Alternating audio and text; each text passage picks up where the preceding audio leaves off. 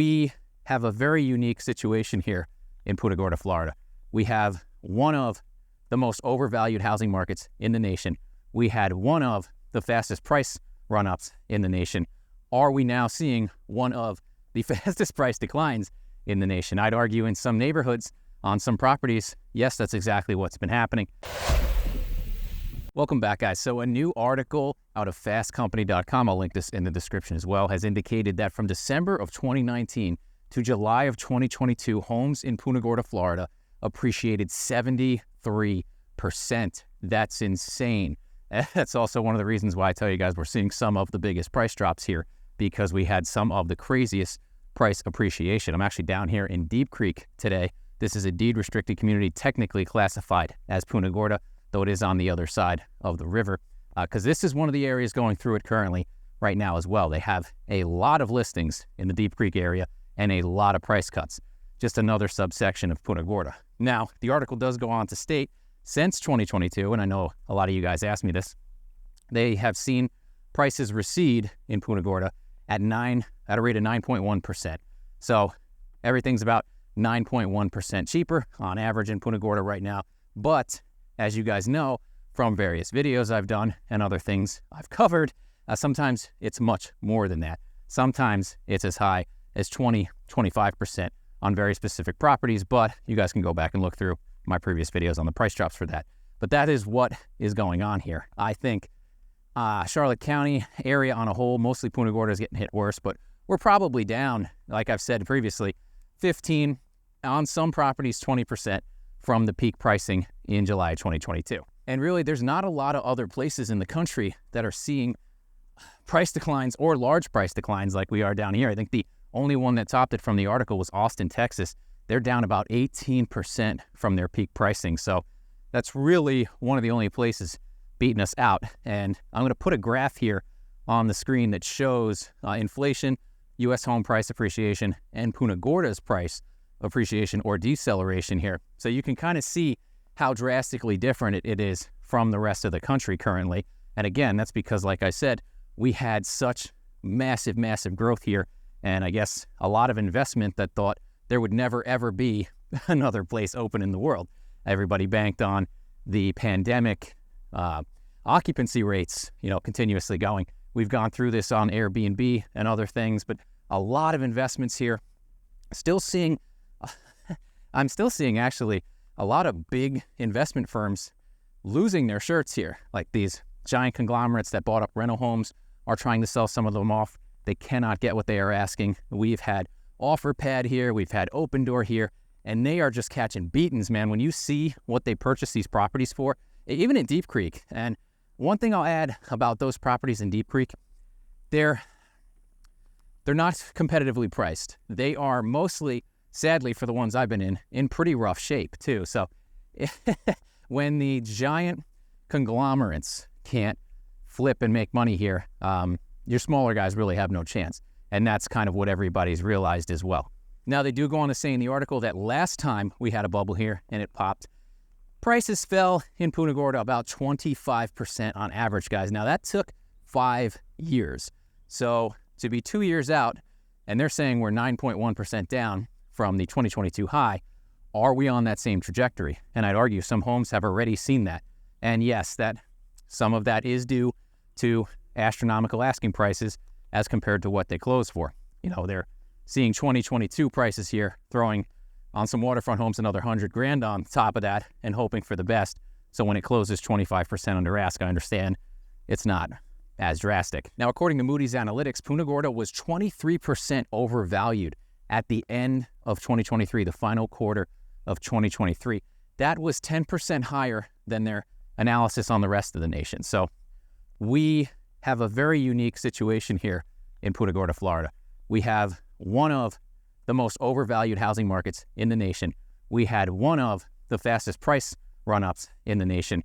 Are we now seeing one of the fastest price declines in the nation? I'd argue in some neighborhoods, on some properties, yes, that's exactly what's been happening. And that's what I've been saying here for the better part of a year. People will argue that in the comments, but the numbers don't lie at the end of the day. And I do genuinely feel bad for some people that bought here in the height of the frenzy. I have There's a lot of listings here, guys, that were bought 1 or 2 years ago. Some of them are horribly redone, trying to be flipped. I don't know if they're worth it at any price. Some of these flips, it's like I've got to pay you not even top dollar, even if it's a good discount. I don't think it's worth it. Even if you get these flips at a good discount, you're getting a remodeled house that you have to fully remodel because it was done so poorly. That's a shame. I see a lot of that in the Deep Creek area. If you guys saw one of my stories not too long ago, they had a $500,000 house where basically the whole place here had to be gutted. The pool was green. There was a toilet sitting out in the middle of the night. Nothing was finished. The house was half built. The utilities were off. I haven't seen stuff like this happen here in 7 years, maybe. It wasn't uncommon back in 2016, 2017 to go into some of these houses that are just in absolute disarray. But now, but it stopped. It stopped here for 4 or 5 years, and now I'm starting to see that come back. It's a little concerning. This is going to be a quick one, guys, because I'm between showings, so I figured why not shoot a video. Down here on Rampart Boulevard. Some of you guys in the neighborhood might be familiar with this, but it's, we've got all this inventory building up. We have people that bought 1 or 2 years ago, asking prices from 2 years ago, just causing more and more inventory to stay on the market. Meanwhile, new construction is eating everybody's lunch, guys, and more so now because we're about to tip nationwide into having such an excess of new construction homes, and they're still building them, especially down here. It's even worse down here in the Sun Belt region. I'm sure you guys know that. You can read up on it. But the incentives that they're starting to do and the price cuts I'm starting to see are getting very aggressive. They want to move these homes, which is just going to further put pressure down on the resale market here. So home sellers are going to have it rough, it looks like, here for the next couple of months at least. Even if rates drop ever so slightly, I don't think that's going to move the needle. We've had rates drop almost a full percentage point since the highs. It's caused a lot of refinancing, obviously, but hasn't really spurred home sale growth. And I'll tell you what, guys, I'm not afraid to walk away from a listing. If you bought and your price is unrealistic, there's no sense in me taking that listing. There's no sense in me listing that house. And it's just, for what?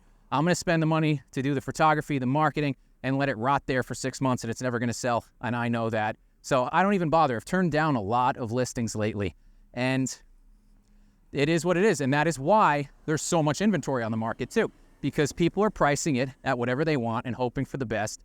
And, I had one I looked at recently. I was a brand new build. It was a 2022, 23 build, and the person paid like $450 for it. Well, they're selling them right now for like $370, and they want $450. And I'm like, I don't know what to tell you. I'm sorry. They paid over ask when they bought it because it was frenzy time, and I feel bad for them. But the market is what the market is.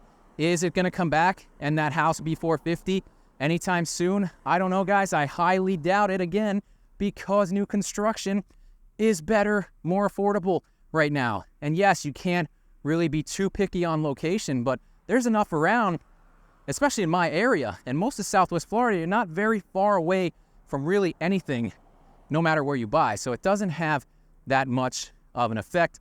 People, because they're retirees, are not worried about school zones and things like that, maybe hospitals. So new construction continues to dominate down here, and I think it's going to stay that way for the foreseeable future. So early indications on what I'm hearing anecdotally is August is not a strong month for builders or for sales down here. I don't know if I necessarily agree with that. I can't speak of all for Southwest Florida. Obviously, guys, we will dive in to the data. July was pretty strong, but it varies every month, every quarter. We're coming out of the season where people are selling up north and buying down here, so we're going to hit a slowdown.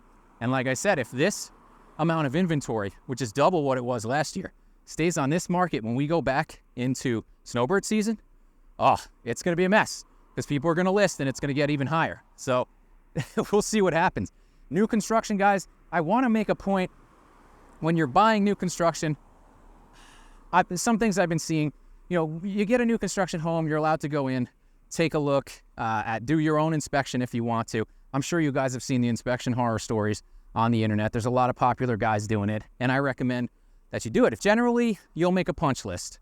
The builder will come up with a list of items that you or your inspector identified that you want fixed, and you'll do another final walkthrough before closing to make sure these are done. And get everything in writing. You go to a punch You go to your first walkthrough, you want to make a punch list, you have them write every single thing down that you want fixed, that they can fix. You have them sign it, you sign it. You come back with the same list before closing. You make sure every single item is done, or there better be a damn good explanation for it. And you got to stay on top of these people because a lot of people don't. So they get complacent. Site managers get complacent. New builder reps get complacent because most of the general public does not do this. They do not stay as attentive to this as some of you guys would, or, you know, it's a very small portion of the population, guys, that I can tell you even wants to read the contract that we're going to sign when I sit down with them to go over it. And I say, it's going to take an hour. We're going to go through everything. I want to know if you have questions. And they're just like, where do I sign? And a lot of people were like that. That's fine. I get it. But that is also how you get yourself in trouble. And I don't care what they tell you guys. I don't care if they tell you, oh, don't worry, that's going to get fixed. We don't got to worry. Of course, we're going to take care of that. Put it on the paper. Put it in writing. Don't listen to what anybody says. I hate to say that, but like it's like Game of Thrones out here, man. You never know who's going to come get you from what direction, myself included. Guys, I tell all my customers, any customer that works with me, don't trust me either. You guys know that. You know that's my mantra. Always double check what I'm saying as well.